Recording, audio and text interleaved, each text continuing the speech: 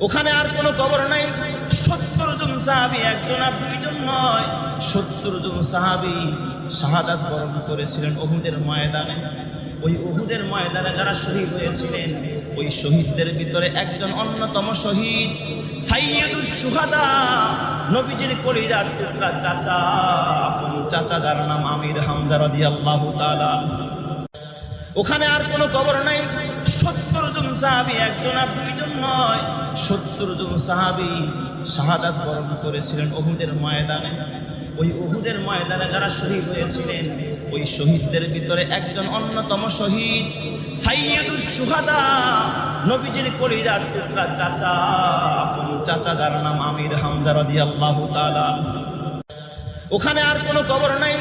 70 জন সাহাবী, একজন আর দুইজন নয়, 70 জন সাহাবী শাহাদাত বরণ করেছিলেন উহুদের ময়দানে।